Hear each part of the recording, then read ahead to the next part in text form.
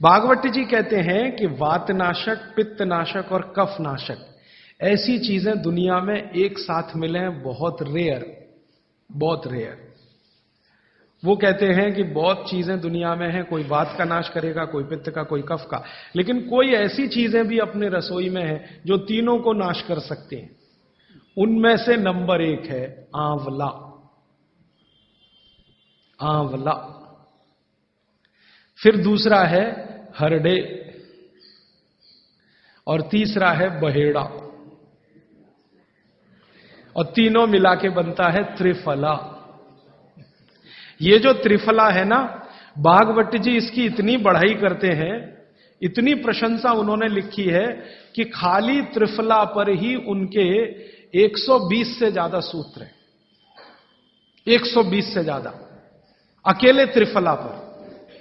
त्रिफला को इसके साथ खाओ, त्रिफला को उसके साथ खाओ, त्रिफला को ऐसे खाओ, त्रिफला को 120 से ज्यादा सूत्र है अकेले त्रिफला पर। और वो ये कहते हैं कि ये जो त्रिफला है इसमें सबसे अच्छा फल आंवला, फिर बहेड़ा, फिर हरडे। ये सबसे दुनिया में अद्भुत चीज है। लेकिन इसकी मात्रा के बारे में उन्होंने जो कहा है वो ध्यान रखिए। ज्यादातर लोग त्रिफला इस्तेमाल करते हैं, करिए, बहुत अच्छा है, लेकिन मात्रा ध्यान रखिए। हम क्या करते हैं कि हर, बहेड़ा, आंवला तीनों बराबर मात्रा में मिला के त्रिफला बनाते हैं। वो कहते हैं कि ये उतना उपयोगी नहीं है, और हमने करके भी देखा। वो कहते हैं कि त्रिफला सबसे अच्छा होता है 1, 2, 3 के अनुपात में। पहला है हरडे 1 अनुपात, दूसरा है बहेड़ा 2 अनुपात और तीसरा है आंवला 3 अनुपात। अब इसको मात्रा में कहूं, अगर त्रिफला बनाना है तो हरडे लेना 100 ग्राम, बहेड़ा लेना 200 ग्राम और आंवला लेना 300 ग्राम। तो ये 100, 200, 300 ग्राम की मात्रा में आप जो त्रिफला चूर्ण तैयार करेंगे, वो कहते हैं ये अद्भुत है, वात, पित्त, कफ तीनों का नाश करता है, तीनों का। अब वात, पित्त, कफ तीनों से आप अगर ग्रसित हैं तो आप त्रिफला जरूर लीजिए। कैसे लाएं? त्रिफला लेने के 2 नियम बताए उन्होंने, एक रात को और एक सवेरे। सवेरे का नियम उनका यह है कि सवेरे सवेरे अगर त्रिफला खाएं तो गुड़ के साथ, नहीं तो शहद के साथ। गुड़ या शहद, वैसे ही आप तय कर लीजिए, जैन है तो गुड़, अजैन है तो शहद।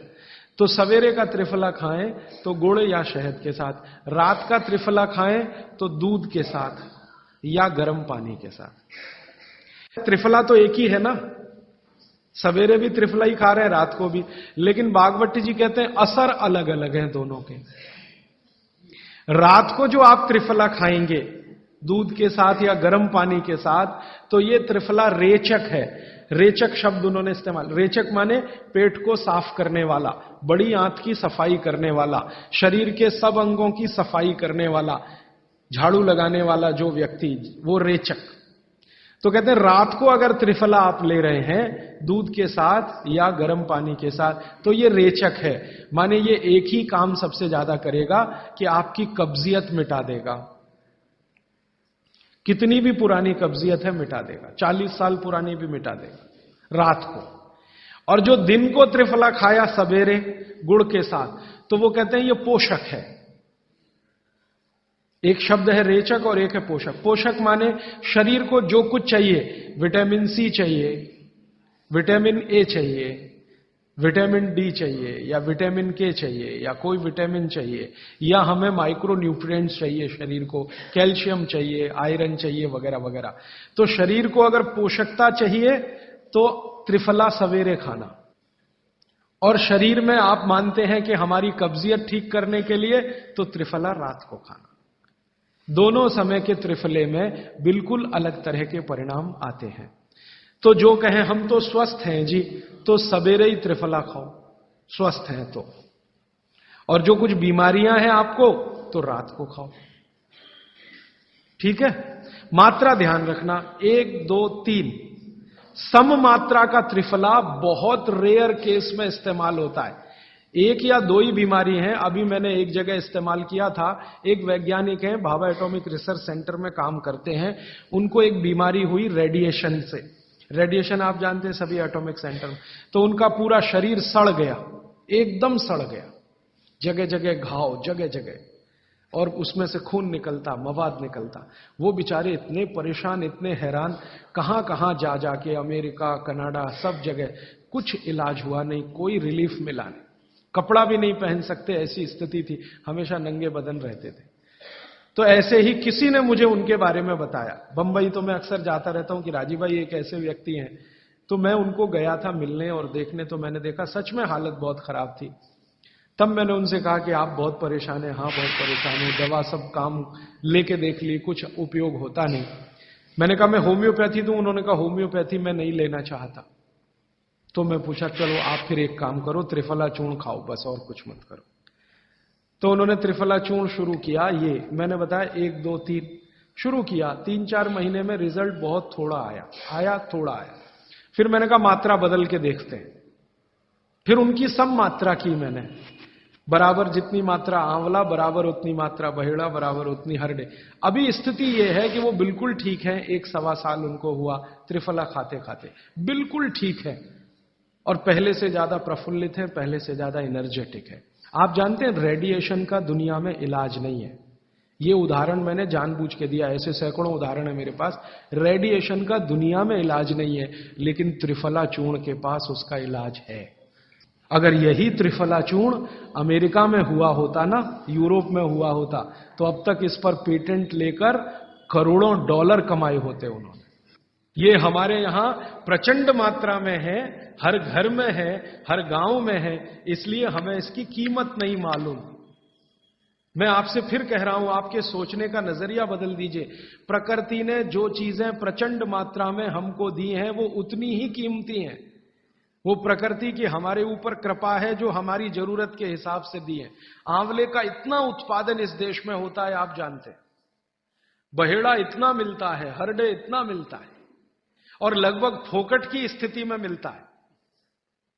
अब पता नहीं कौन कौन लोग उसी आंवले को 200-250 रुपए किलो च्यवनप्राश बना के बेच लेते हैं। ये जो च्यवनप्राश है ना, ये त्रिफला चूर्ण से कई कई गुना नीचा है।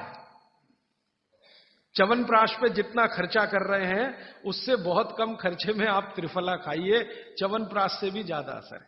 तो मेरी आपको आज के लिए ये आखिरी सूत्र थी कि आप अपने जीवन में वात, पित्त, कफ तीनों को सम रखना चाहते हैं, तो आंवला, हरडे, बहेड़ा, हरडे, बहेड़ा, आंवला, इन तीनों का उपयोग करना सीख लीजिए। घर में हमेशा इसको डब्बे में बना के पाउडर के रूप में रख लीजिए।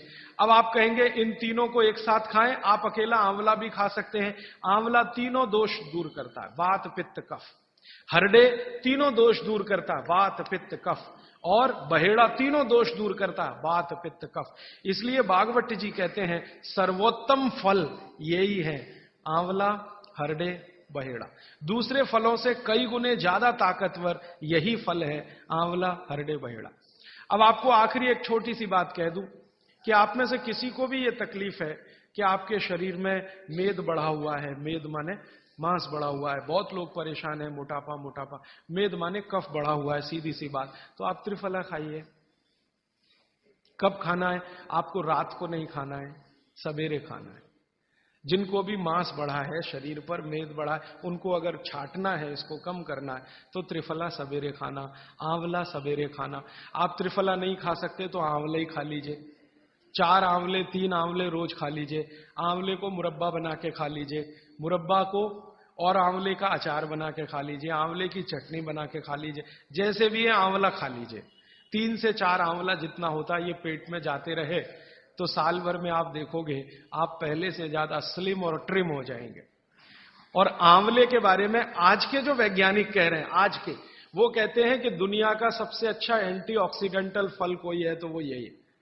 एंटीऑक्सीडेंट माने जो ऑक्सीडेशन की क्रिया को कम करे, और शरीर में हमेशा ऑक्सीडेशन चलता है। ऑक्सीडेशन में उम्र कम होती है, शरीर के हर अंग का क्षय होता है। तो अगर उम्र बढ़ानी है और अंगों का क्षय बचाना है, तो आंवले से अच्छी कोई चीज नहीं। दैनिक जीवन में, भोजन में इसको जरूर धारण करिए। भागवत जी कहते हैं कि जब त्रिफला खाएं, आंवले के बारे में तो वो कुछ नहीं कहते, वो कहते हैं साल भर खाओ, 2 साल खाओ, रोज खाओ, कोई दिक्कत। त्रिफला खाएं तो 3 महीने लगातार खाने के बाद थोड़े दिन छोड़ देना, 3 महीने। 3 महीने 90 दिन खा के थोड़े दिन छोड़ देना, माने 15-20 दिन छोड़ देना, फिर अगले 3 महीने खा लेना, फिर 15-20 दिन छोड़ देना, फिर 3 महीने खा लेना। क्यों कर लेना ऐसा? वो कहते हैं कि ये छोड़ना जरूरी है बीच में।